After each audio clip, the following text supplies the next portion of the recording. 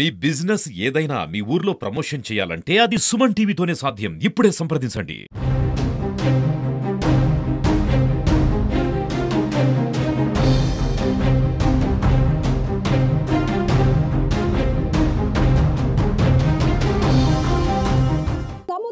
వేట అంటేనే దినదిన గండం. ఎందుకంటే ఎప్పుడు ఏం జరుగుతుందో కూడా తెలియదు. ఏంటి అలలకే భయపడిపోతున్నాను అనుకుంటున్నారా? కాదు, అక్కడ వెనకాతలు చూస్తున్నారు కదా, అతి పెద్ద ప్రమాదం. మరి కాసేపట్లో ఒక 5 నిమిషాలు ఉంటే జెట్టీకి చేరుకోవాల్సినటువంటి బోటు ఉదయం 5 గంటలకు వేట కోసం బయలుదేరినటువంటి బోటు తీరానికి 1 మైలు దూరంలో ప్రమాదానికి గురైంది, కకావికలమైంది. ఎందుకంటే చూస్తున్నారు మీరు, లక్షల రూపాయలు పెట్టి కొన్నటువంటి బోటు దాని మీద ఎంతో ఆధారపడి ఎన్నోసార్లు ఇంకా వేటకి కొనసాగాలి. అలాగే ఆ జీవన ఉపాధి కూడా దాని మీద ఎంతో మంది బ్రతుకుతూ ఉంటారు. అలాంటిది మరొక 5 నిమిషాలు ఎంత దురదృష్టకరమైనటువంటి సంఘటన అంటే పూర్తిగా అందులో చిక్కుకుపోయింది. అలల తాకిడికి ఏ పాటుకు ఆ పాటు ఊడిపోయి కొట్టుకొస్తున్నాయి. మీరు ఇక్కడ చూడొచ్చు, తీరం వెంబడి ఎవరు ఉండడానికి కూడా భయపడుతున్నారు. ఆ తీరానికి దాదాపు 10-20 మీటర్ల వరకు కూడా బోటు ముక్కలైనటువంటి పాట్లు ఎగిసి పడుతున్నాయి. దానికి ఉన్నటువంటి ప్రమాదకర స్థాయిలో అక్కడ మీరు చూస్తున్నారు, ఆయిల్ ట్యాంకర్స్ కానీ మొత్తం బోట్ పాట్లన్నీ కూడా ఊడిపోయి చెక్కలు దానికి ఉన్నటువంటి మేకులతో అలల ధాటికి ముందుకు కొట్టుకొని వస్తున్నాయి. అసలు ఎందుకు ఈ బోటు ప్రమాదానికి గురైంది, ఏం జరిగిందో అడిగి తెలుసుకుందాం. కళాసి మనతో పాటు ఉన్నారు. ఎప్పుడు వెళ్ళారు? 5 గంటలకు వెళ్ళారు. ఎవరెవరు ఉన్నారు ఆ టైంలో బోట్లో? ఎవరెవరు? 5 కళాసులు, 5 కళాసీలు ఉన్నారు. మీరు ఇంకా 4 ఉన్నారు. ఎప్పుడు ఎలాంటి ప్రమాదాలు ఎప్పుడు ప్రమాదం లేదండి. ఇంకా 5 నిమిషాల్లో చెట్లకి వెళ్ళిపోదు. పడిందా? వేట పడిందా?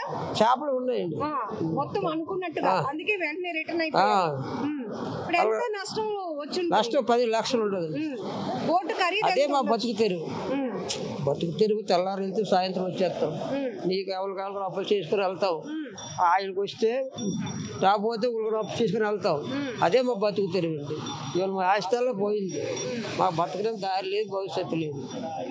ఒక బోటు కొంటే దాని మీద 10 మంది దాకా బతుకుతారు. పాటోళ్ళు, కండువాళ్ళు, చేపల కొనుగోలు అందరూ బతుకుతారు. మళ్ళీ ఇక్కడ ఉండే విశాఖపట్నం కూరలకు చేపలు కావాలా, వాళ్ళకి అమ్ముతారు. అందరూ బతుకుతారు. మొత్తం మునిగిపోయారా? ఆ సమయంలో వణికిపోతున్నారు మీరు కూడా? ఏమైంది? ఎందుకు ఏమైంది? ఇంజిన్ ఫెయిల్ అయిందండి. ఇంజిన్ ఫెయిల్ ఆగిపోతే యాంకర్ వేసాం. యాంకర్ తో తెగిపోయింది. ఇంకా బలలు ఉంటాయి వదులుతో, ఆ బలలో వలలు దించాం. అవి కూడా తెగిపోయి తెగిపోతే 2 బోట్లు వచ్చాయి. కృషిగారం నుంచి లాగారు, వేసిన తాళ్ళు కూడా తెగిపోయాయి. ఇలా తెగిపోతే ఇంకా బోటు తెరలోకి వెళ్ళిపోయింది, ఇంక రక్షించలేము అనేసి 3 మనుషులు ఎక్కించుకున్నారు. 3 మనుషులు ఎక్కించుకున్నారు. 2 ఉన్నారు బోట్లో. 2 నుంచి ఇప్పుడు ఇలా రాయి ఎక్కిపోయి ఇప్పుడు దిగి వచ్చారు అనమాట 2. అది మా బతుకు తిరిగి లేదండి. బతకాలంటే దారి లేదు. ప్రభుత్వం ఏదో మాకు దారి చూపెట్టి చేస్తే బతుకుతాం. ఏమైందమ్మా? ఏంటి బోటు ప్రమాదం ఏమైంది? అంటే నాకు ఈ సిచ్యువేషన్ తెలిసిన టైం అయితే నాకు 4:40కి ఆ టైం తెలిస్తే మా అన్నయ్య గారికి ఫోన్ చేసి చెప్పాను. ఫోన్ చేసి మా అన్నయ్య గారికి నాకు వచ్చిన ఫుటేజ్ కూడా మా అన్నయ్య గారికి పెట్టడం జరిగింది. బోటు 1 మైలు లాంగ్లో ఉంటుండగా ఇంజిన్ ఫెయిల్. అంటే ఇంజిన్ ఫెయిల్ అయిపోతే మా బోటుకి యాంకర్ అనేది ఉంటుంది అనమాట. అంటే పచ్చ తెలుగులో ఉక్కు అంటారు దాన్ని. ఆ ఉక్కుని వేస్తాం అనమాట. ఆ ఉక్కు సీ కిందకి వెళ్ళి దాన్ని కరెక్ట్గా పట్టుకుంటుంది. అది పట్టుకుంటే బోట్ని మనం స్టాండర్డ్గా ఏ ప్లేస్లో అయితే ఉందో ఆ ప్లేస్లో ఆగుతుంది. మనకి ఉక్కు కరెక్ట్గా పట్టుకోపోయింది అనుకో, మనం ఎంత చేసినా సరే బోట్ని ఆపలేము. బోట్ని మనం ఎన్ని విధాలుగా ఆపాలన్నా సరే ఆపలేము అసలు. ఎందుకంటే మనకి ఎంత గట్టిగా ఈ ప్రమాదం జరగడానికి ఇంకో కారణం ఏంటంటే, ఇది బాగా ఈ బోటు తెరల్లోకి దగ్గరగా ఉంది. కొద్దిగా సీ లోనుకుంటుంటే వీళ్ళు గాలికి మా ఫిషర్మెన్స్ గాలికి అయితే అటైనా వెళ్ళిపోవాలి, లేకపోతే మేలుకైనా దూరాలి. అప్పుడు ఇంకా రిస్క్ అయిపోతున్నాం. చాలా అంటే చాలా రిస్క్ అయిపోతున్నాం.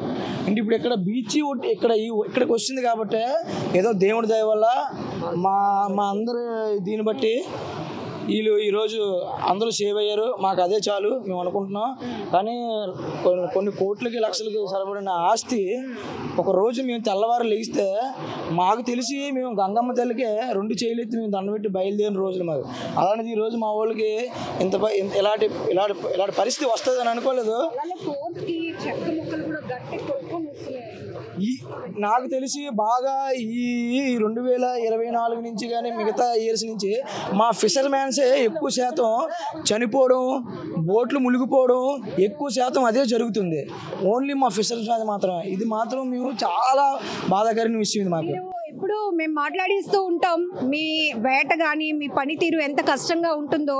చూడడానికి ఏదో బీచ్ అందంగా ఉందనుకుంటాం కానీ అంత అందంగా మీ బ్రతుకులు ఉండవు, చాలా కష్టపడతారు. వెళ్ళిన వాళ్ళు మళ్ళీ తిరిగి వస్తారో కూడా లేని పరిస్థితి.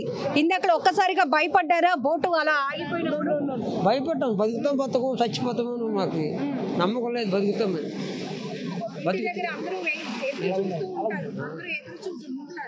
అంటే సంతోషపడ్డారు. ఉదయం 5 గంటలకు వెళ్ళగానే పూర్తిగా చేపలు బాగున్నాయని సంతోషపడ్డాం.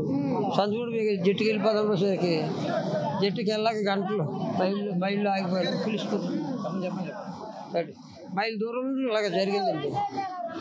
మీరు చెప్పండి, వెంటనే మీకు ఇన్ఫర్మేషన్ కూడా ఇచ్చారు కదా, అది చూస్తుంటే పాపం చాలా బాధ అనిపిస్తోంది. ఒక ఆస్తి కొట్టుకుపోయింది, కళ్ళెదురుగుంటే ఒక భవనం, ఎంతో ఇష్టంగా కట్టుకున్నటువంటి భవనం కూలిపోతే మన గుండె ఎలా పగిలిపోతుందో, ఒక యజమాని అందు మీద ఒక 10 మంది వరకు డిపెండ్ అయ్యి వాళ్ళ జీవన ఆధారం. ఒక బోటు తయారవుతుంది, ఒక బోటు జెట్టీలో ఉంది అంటే చూడొచ్చు ఎంత గట్టిగా కొట్టుకొని వస్తున్నాయి అసలు. చాలా అలాంటిది ఒక బోటు జెట్టీలోనికి కొత్త బోటు వచ్చిందంటే అక్కడ 10 మంది అంటే 10 కుటుంబాలకు డోకా లేనట్టే. సో ఇక్కడ మీరు చూస్తున్నారు చాలా ఫోర్స్గా పెద్ద ఈసారి వచ్చినప్పుడు తీయండి, అది పర్వాలేదు. చాలా ఫోర్స్గా కొట్టుకొస్తున్నాయి చెక్క ముక్కలు కూడా పూర్తిగా కళ్ళ ఎదుటే. అది ఒక బోటు అంటే ఎవరు నమ్మలేనటువంటి పరిస్థితులు ఉంటాయి. సో ఒకసారి అవి చూపించవచ్చు. ఇంత అలల దాటికి ఇంత ఫోర్స్గా ఇవి కట్టుకొని వస్తున్నాయి, అందుకే పరుగులు పెడుతున్నాం ఇక్కడ మాట్లాడిస్తూ కూడా. చాలా మీకు ఇన్ఫర్మేషన్ ఇచ్చినప్పటికీ పరిస్థితి ఏంటండి? అయితే ఈరోజు వాళ్ళు పెట్టిన ఖర్చు, వాళ్ళ ఆశలు మొత్తాన్ని గల్లంతయి బోట్ నీటిలో ఉంది, చెక్క ముక్కలై కనిపిస్తూ ఉంది. ఇక్కడ విషయం ఏంటంటే, ఒక బోటు మీద ప్రత్యక్షంగా దాంట్లో వెళ్ళి 5 కుటుంబాలు 6 కుటుంబాలతో పాటు పరోక్షంగా ఆ బోట్ తెచ్చి వేటను తీసుకొని వ్యాపారం చేసేవాళ్ళు, పాట వేసేవాళ్ళు, ఉప్పు అమ్మేవాళ్ళు, ఇలా రకరకాల ఎండు చేపల వాళ్ళు, రకరకాల జీవిత ఆధారాలు ఉంటాయి. ఇవన్నిటికీ ఈరోజు ఇబ్బందికరమే. దేవుడి దయ వల్ల ఎవరికి ప్రాణ నష్టం జరగలేదు. అందరూ వచ్చారు. ఆ పరిస్థితి కూడా లేదు పూర్తిగా. ఇప్పుడు మనం ఈ మాక్లైట్ చేస్తున్న క్రమంలోనే అవన్నీ కూడా పూర్తిగా ఎక్కడికక్కడ డిస్మాంటిల్ అయిపోయింది. అది దేనికి పనికిరాదండి, బోర్డు దేనికి పనికిరాదు. యజమాని ఏడుపుకి గుండె రోదలకు కూడా మనం మాటలు లేవు అని ఏమంటారంటే, ఈ రోజు వేటకెళ్ళడానికి కూడా అప్పు చేస్తానండి నేను, అంటే దానికి ఆయిల్ వేయాలి. ఆయిల్ వేసి ఈరోజు సుమారు 4 రోజులు వెళ్ళేందుకు పనికి వస్తుంది అనమాట. ఏ రోజుకి ఆ రోజు వేట తెచ్చి అమ్ముకుని మళ్ళీ రేపు మార్నింగ్ వెళ్తూ ఉంటారు. అలా ఒక 4 రోజులు సరిపడే ఆయిల్ అంతా అప్పు చేసి మరీ వేసామండి. ఈరోజు మొత్తం అంతా ఆయిల్ నేలపాలు నీటిపాలు అయిపోయింది, బోటు ముక్కలు అయిపోయింది. ఈరోజు పట్టుకొచ్చిన వేట కూడా మొత్తం అంతా కూడా ఆ నీటిలో కలిసిపోయింది. మా జీవితాలు రోడ్డుని పడినట్టు అని చెప్పేసి వాళ్ళు చాలా బాధను వ్యక్తం చేస్తున్నారండి. కళ్ళెదుటే 20 లక్షల రూపాయల ఆస్తి ముక్కలు అయిపోయిందని చెప్పొచ్చు. అందరికీ అర్థమయ్యే భాషలో అయితే మనం ఎంతో ఇష్టపడి కట్టుకున్న ఇల్లు మన కళ్ళెదుటే కూలిపోతే ఎంత గుండెలో బాదుకుంటామో ఇక్కడున్న పరిస్థితి కూడా అంతే. ఆ బోటు యజమాని ఎన్నో లక్షల రూపాయలు ఖర్చు పెట్టుకున్నాడు. మీరు చెప్పినట్టు ప్రత్యక్షంగా పరోక్షంగా 15 మంది అంటే 15 కుటుంబాలు గుండె ధైర్యంగా ఉంటాయి.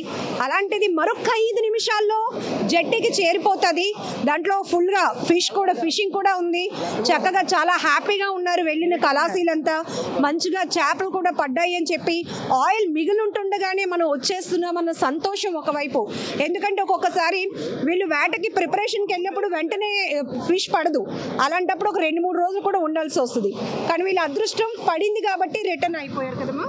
అది అంటే గంగలోకి వెళ్ళిన తర్వాత వన్ టైం అమ్మ గంగమ్మ తల్లి మా మీద చలువు చూపించి మా మీద ఆశ పెడితే వెంటనే అనకూడదు, మేము అనుకోలేనంత చేపని మా కడుపులో పెడుతుంది. లేదు అనుకుంటే మమ్మల్ని ఖాళీ చేతులతో కూడా మా హార్బర్కి పంపించిన రోజులు ఉన్నాయి.